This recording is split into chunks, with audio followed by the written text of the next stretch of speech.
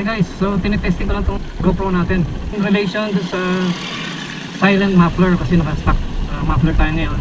So titignan natin kung kung mas malinaw at kung mas kukunti ang ingay, no, na naririnig itong GoPro natin, lalo na naka waterproof siya. Minsan naman kaya ako nagwa-waterproof kasi pag umulan dito biglaan, so you don't have time para i-waterproof pa siya, so tinitis ko lang po. Titignan natin kung paano natin mamamodify pa na may waterproof siya na at the same time kaya niya pakinggan yung naririnig sa labas. So here we go, so dadaan tayo dito sa C6 road. Makikita rin natin kung ano ang kalagayan niya sa ngayon, no? After the rain ng C6. So re-reset tayo kung ilang kilometers. Palagay ko 2 kilometers lang ito eh. Tagal-tagal. Okay, ito na yun. Alright, so ano tayo? Yun, sipag ah. So maganda ito yung kalye, no? Okay, so ito ginagawa nila yun, rip wrapping in progress. Kasi hindi pwede, naaglas talaga yung lupa. So nilagyan nila ng mga bato. Ayan, no? Lalaki, no? Kaya para ma-reduce sila yung landslide, katulad dyan, no? Ito, magka-landslide dyan, hindi na rip wrapan. Tapos po dito mucho, medyo hirap siya. Hirap talaga siya, stock. Marinig mo yung makina kung umuugong yung tambucho kung konti ang ingay.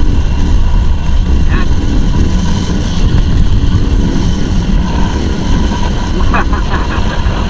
Mukhang malagpong 2 kilometers to ang ginagawa.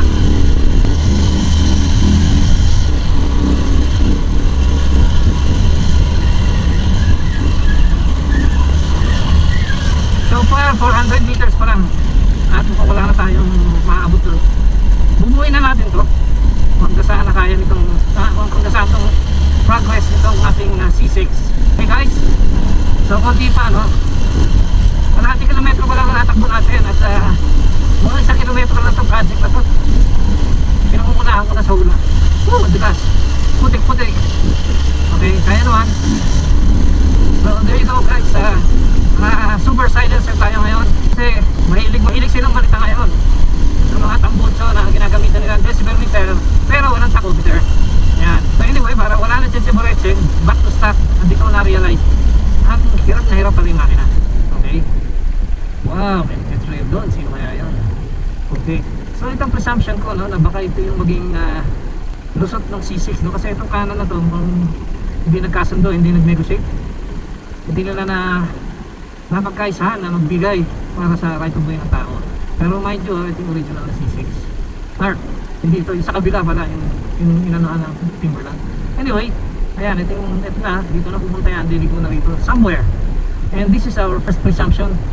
At yung pupunta doon, dadaan siguro sa gilid ng Ikabel, pero hindi natin alam exactly kung saan papasok doon, no? Kaya di pa rin natin alam exactly kung makakatawid doon kasi ang construction hanggang dito lang. Alright, dilig muna tayo sa kabila para makita nyo hanggang dito lang makakarating yung highway niya.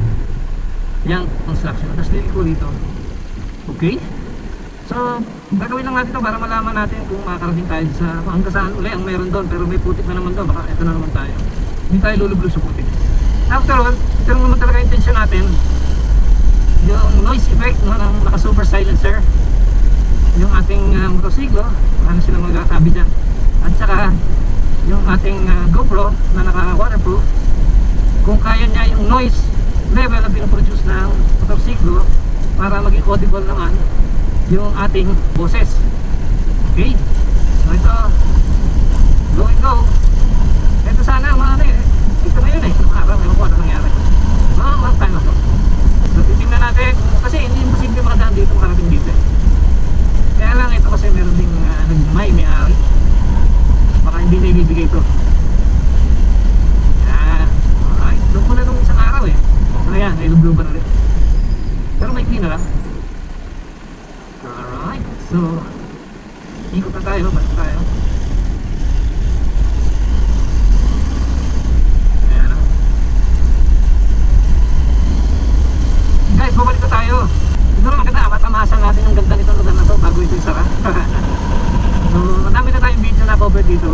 Relatively, ang tingin mo, yun at yung din. Pero sa sarili niyang pamamaraan, every time dadaan na iba siya, lalo na sa mata ng trail rider. Okay? Dumadaan dito.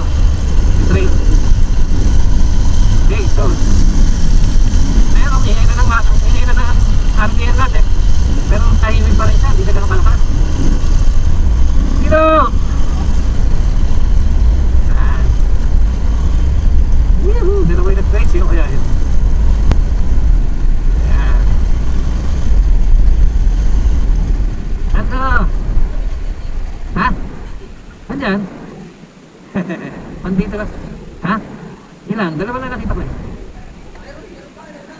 Ah, meron ba? Ano na, dali? Ha? Pangkasado to. Pati kasi yung cellphone dito pagka umulan, parang kahit pa paano makakasalag muna bago bumasa. Nasaan yung motor mo? Wala na? Bakit? Ha? No comments? No comments. Sige.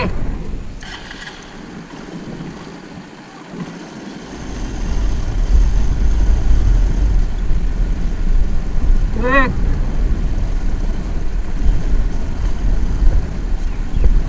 Okay. So, hanggang doon lang yun. Sige, pabalik na tayo. Ang in-measure ko lang na 1 kilometer lang itong ginagawa nila. Lang. So, it takes a while, no? Dalawang buwan na yata ito mahigit. Ito muna tayo dito, tignan natin kung ano mangyayari. Ano sila, gumagawa sila na drainage. Ayan.